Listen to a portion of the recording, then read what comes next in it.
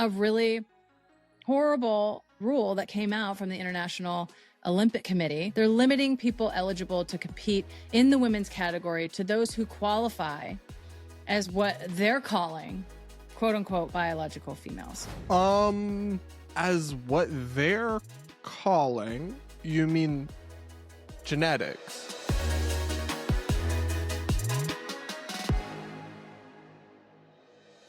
We're going to check in with one of the most wonderful woke celebrities. She's just, she's just a real darling, real sweetheart. The kind of girl you see and you just like, I would love to be friends with her. Blah! Just kidding. We're talking about Megan Rapinoe, the former USA Olympic women's soccer team player who has just, she said so many horrific things over the years that are just like the worst kind of grating woke progressivism. But this one really takes the cake because she's now retired from women's sports and women's Olympic sports. So, of course, this won't affect her, or this wouldn't affect her if she actually got what she wanted. But she's now bashing the Olympic Committee for having the temerity to insist that only biological females will be allowed to compete in women's sports and excluding, therefore, both trans women who are biologically male but identify as women and do hormone replacement therapy and that kind of thing, but also intersex people who happen to be genetically male and have unfair advantages, like an Iman Khalif, who beat the crap out of women in Olympic boxing and won gold.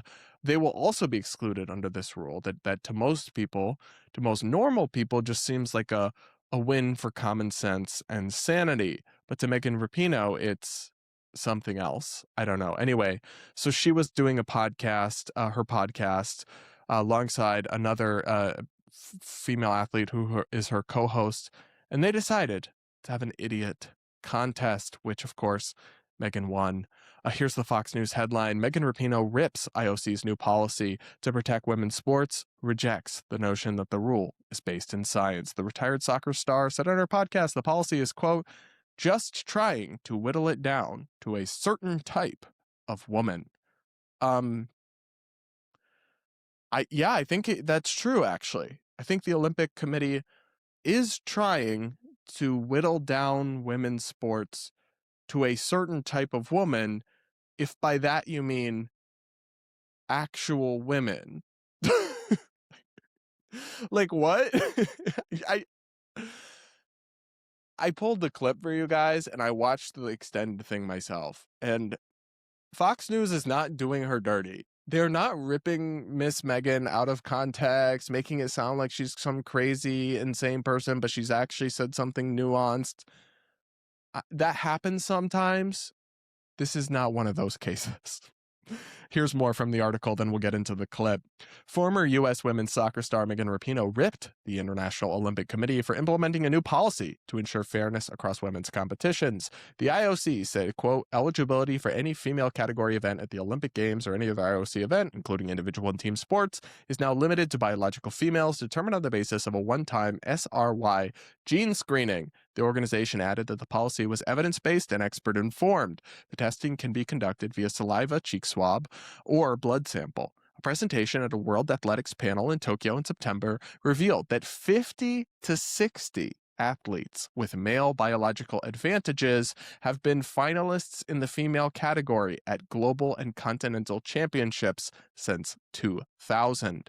The panel was led by the head of the World Athletics Health and Science Department, Dr. Stephanie Berman, who said sex tests were necessary because of a, quote, overrepresentation of DSD, differences of sex development athletes, that's also sometimes called intersex, among finalists, per multiple reports. However, Rapinoe rejected the policy in the latest issue of her A Touch More podcast. And guys, because I'm a little twisted and I find it fun when y'all suffer, I pulled some clips from the podcast, and we're going to listen to a few minutes of Miss Megan winning the idiot contest. Let's listen. Today, we are recording on Tuesday, March 31st, is Transgender Day of Visibility. So we just want to wish our trans family the happiest of days. We love you. We see you.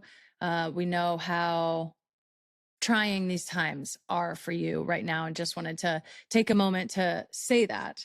And unfortunately, we have to say that all in the same breath as a really horrible rule that came out from the International Olympic Committee. They've announced a new policy that they're calling, I can't even believe they're calling it this, because it has nothing to do with protecting women. I feel like two people who played at the very highest level for every competition that you possibly could don't agree with this and never felt like this was an issue at all. The protection of the female bracketed women's category. They're limiting people eligible to compete in the women's category to those who qualify as what they're calling quote unquote biological females. As what they're calling, you mean genetics? Like, does she know what a SRY gene is? They're testing them for a gene that is only found on the Y chromosome. And females have XX chromosome. Like, she's just gaslighting the out of us, pretending that this is a non-issue, even though we've seen many recent examples of intersex athletes who have genetic male advantage harming and endangering women at the Olympics, like Iman Khalif. And then we've seen, it is true, to be fair, that there aren't, as of yet, many trans women winning Olympic medals, but there have been several that take up spots, and that alone is an honor you're taking away from a biological female. And regardless, just like a common sense rule going forward as this continues to be an issue. And yet she's acting like they're doing something so despicable and heinous. And it's literally just common sense and basic biology. How do you become so out of touch like this? Like, I understand these people live in LA or in a bubble or whatever, but also it's jarring because you yourself, as a professional women's soccer player, relied on the exact biological segregation for you to have any career at all, right? Because if, with no disrespect to the women's national team, which are excellent for women, if there was just one open team, males and females co-ed, not a single USWNT team player would make the national team. Just because speed and strength, even if they're technically, like, in terms of their skill as good as the men, the speed and the strength are just such big hurdles that they'll never be anywhere close to. Same way, if they're intersex athletes, there just hasn't been very many competing in women's sport, women's soccer particularly, but just because that has yet to affect you directly or didn't affect you much means that it should affect other women. It seems like a very selfish and elitist take. And, like, it's just crazy to see people whose career depended, and they made millions of dollars and built lives for themselves off the biological distinction and separation of sports, actively revolt against preserving that distinction for other athletes and frame it not just as something they disagree with, but as something inherently bigoted and mean and evil and wrong and ridiculous. That is absolutely wild. This will require a once-in-a-lifetime screening of all women's athletes for the SRY gene. And if an athlete tests positive for this gene, they will have to compete in the male category. We already know that biology, as much as we want it to be just nice and clean and tight and perfectly in one category or another, it's not. We know that. So now what we're doing is subjecting everybody, all women and all people who are identifying as women, to this really invasive testing that only to me just says, like, oh, so we're just trying to whittle it down to a certain type of woman. Is that what we're doing? Like, that's really the whole game here. Sorry, whittle it down to a certain type of woman, as in the female kind. Yeah, they are trying to do that because that's the point of the female division in sports. What do you mean? Invasive testing is a cheek swab. That's what they do. They take a swab of your cheek and then they test it. How is that invasive? Especially compared to all the things that athletes at the highest level do all the time that have to do to compete that are way more invasive. By the way, guys, like my physical I had to do to compete in high school sports, was much more invasive than a cheek swab. And they're saying that's somehow horrifying to do at the Olympics.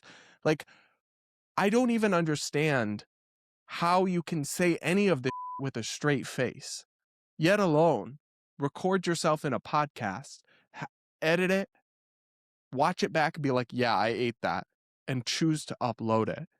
There has to be something about these celebrities where they must surround themselves in a deep echo chamber and surround themselves with yes men or yes women or yes non-binaries or whatever. Of course, she had to say, like, people who identify as women will be subjected to this test. You're just like giving the game away that you don't even believe in, like, a biological definition of a woman or a female. So you know what? Like, all right then, Megan, let's have just co-ed sports at the Olympics. See how that does. See, you call yourself a feminist, yet you seem to essentially believe in something that would lead to women having very minimal opportunities. I don't know. It's a wild, wild dichotomy here. And I love the other girl in this idiot contest, just like nodding along, being like, she says a few things in the full podcast, but Megan really is quite domineering with her yapping and just goes off and off and off. And let's keep going, I guess. We have to. There's been, they sort of like lost the battle on gay marriage and lost the battle on all these things. So it's just like, we're going to have this whole campaign for all these years to just hate trans people, which is such a small percentage of the population. It's actually like on a single hand when we're talking about sports. I'm sorry, I don't think this International Olympic Committee policy has anything to do with hating trans people or is even really that focused on trans people. And that's the thing. She says you can count on one hand. That's if you totally ignore the intersex athletes, who are the biggest and most glaring example of male athletes competing in female sports and making it unfair and unsafe. The trans athletes are almost secondary to the necessity of this policy change, though it's the trans ideology and just the gender is whatever you feel like inside that has opened the door to the intersex, because they've gotten rid of like, they've had very loose qualification policies that are just about your hormone levels or whatever, but don't capture the full scope of biological male advantage. And yet she's saying, like, oh, they just want to hate on trans people. I certainly agree and would acknowledge that some people do just hate trans people. Some people do just want to use these issues to demonize all trans people. But actually, a lot of people have genuine good faith concerns about this kind of thing. And the fact that y'all called everyone, even people who just believed in common sense and biological reality, haters and bigots, is why that lost its meaning and why actual haters and bigots essentially got away with it and have become normalized because of y'all crying wolf like this. It's just a perennial problem in political media, the crying of wolf. And Megan Rapinoe is certainly no exception. She's kind of a shining example, in fact. But just because I want y'all to suffer, I actually pulled a little bit more of this podcast that we're going to watch. So let's keep going here. This committee is framing it as based in science, which it's not. And this will ultimately just prevent people from competing within the women's category that they feel like have an unfair advantage. Yes. That's the point, dear. This will prevent people from competing who they feel have an unfair biological advantage. Yeah, that's the point of the policy. Is she just dumb? Low-key, is she just, like, not bright? Because it's not clocking to her. There's that Justin Bieber clip, right? It's really not clocking to her. And she says the policy is not based on science. How so? How is it not, actually? Because it was put together with experts. It was done in consultation with people who are at the foremost of their fields, and it asserts basic biological reality with a commonly used sex test. And I'm missing the part that is not based in science. It feels like you just don't like it, so you're just saying the science is whatever your feelings are, but that's not what science means.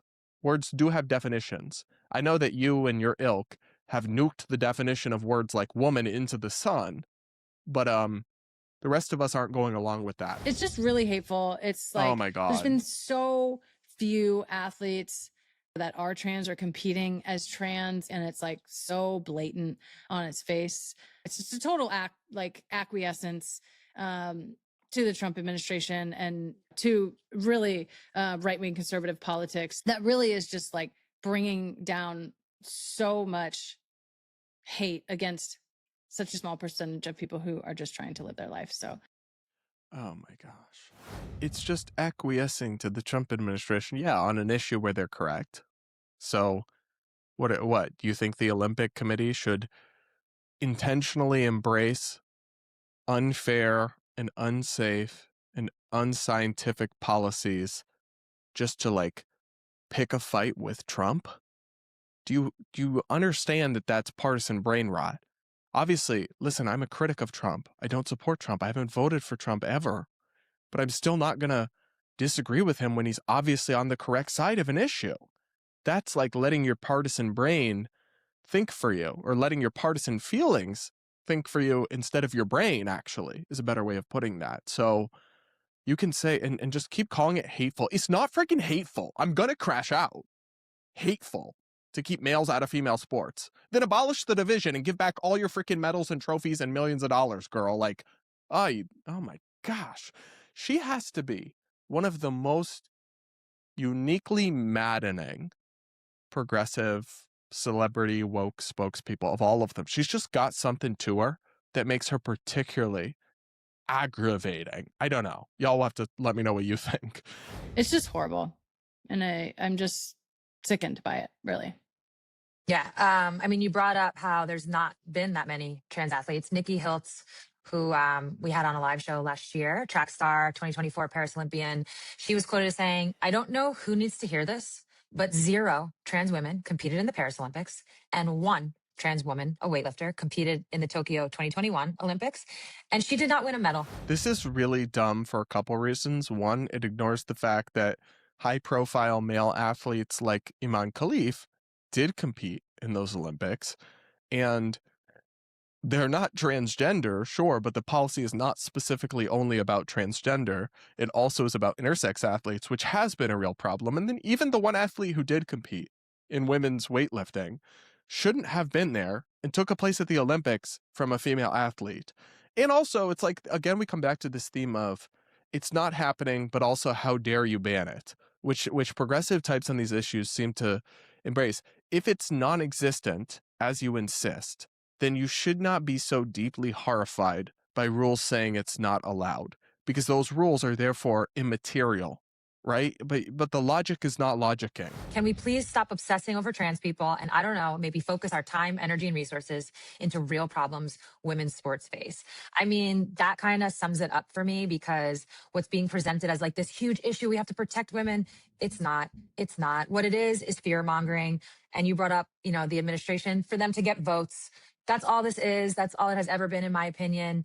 I think the other part is a reminder. What we have always talked about and focused on is, if you open this door, if you crack this door open, it gets blown open, you're now policing women's bodies across the board. Mm-hmm. And I feel very sad about this. So to kind of circle back to how we started, just want to send so much love to the trans community, especially on its day of visibility. What the She just said, if you crack the door open on this, you open the door to policing women's bodies. Babe, they're not trying to police the women's bodies. They're trying to police the males out of the women's division. So what is their view exactly? That literally anyone who wants to and says they feel like a woman should be allowed to compete in women's sports, even a male who has not taken hormone replacement therapy or anything. Because even under the old rules that were much more permissive, you still had to reduce your hormone level, which doesn't totally eliminate the advantage, but does reduce it. What about not even that? What about Christian Pulisic just announces tomorrow he identifies as a woman and he goes and dominates at the Women's World Cup? Are you saying that's fine because you don't want to police women's bodies by asking them to have a cheek swab? It's just like, it saddens me that women's sports are only going to be for women. You genuinely could not make up worse spokespeople for the cause of progressivism or women's sports or anything like that than these two lovely ladies right here. Honestly, you know where they really belong? they belong in The View. They would be perfect. They would fit in wonderfully as co-hosts of The View. And that is the biggest compliment I could possibly give. I don't know, guys. What do you all think of this? Can you believe this is even still a thing or a discourse that people are somehow doubling down upon? I really struggle. It blows my mind that people still they choose the weirdest and most bizarre hills to die on, but they do. So I'll leave it there for that one. Make sure you're subscribed if you aren't yet. Hit the like button, and do consider becoming a channel member to support my content. And with that, guys, that'll be it for today's episode of the Brad vs. Everyone podcast. Thanks so much for listening, and we'll talk again real soon.